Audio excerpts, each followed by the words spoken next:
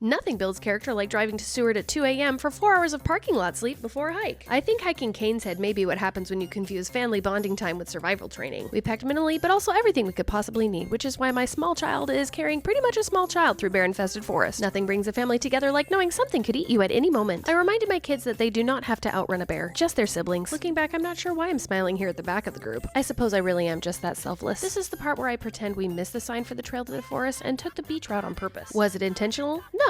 Was it efficient? Also no. Did it work? Weirdly, yes. Minus the fact that our toes were frozen from crossing the water, we got to see cool squishy things, gorgeous views, and it was slightly faster. After the pretty sandy part, the hike becomes less choose your own adventure and turns into choose your own ankle injury. You can only hike this part while the tide is out, and the ocean's basically like, you have until I come back to make good decisions. As you can see from the beautiful plants and the rocks next to me, this part where I'm walking is usually 5 feet underwater. It's 3 straight miles of these kids will thank me for these memories one day, probably after therapy. But we saw some really cool sticks, and my son got to throw really cool sticks, so really what more could a teenager ask for? By the end of the tidal portion, we're a jaunty half a mile away from our campsite. We ate lunch as we watched the tide come up the part we had just been hiking on. Backpacking food always tastes better when you realize how close you were to not getting to eat it. Nothing says fun with friends and family more than bears on land and the ocean slowly taking away your escape route. After finding a beautiful campsite, we spent the day doing what all exhausted hikers do best. We sat down and threw rocks at things, allowed our feet to rest in comfy socks and shoes, and enjoyed the ever-elusive Alaska sun. All in all, day one was a success. 5 miles, one questionable route, and absolutely no regrets. Yet. Apparently hiking 5 miles through bear country isn't enough, because the next day, we stumble onto something that looks like it belongs in a horror movie. Enjoy this wholesome family moment, because the next day we make some more significantly questionable decisions. Should I mention you can get here by water taxi if you want?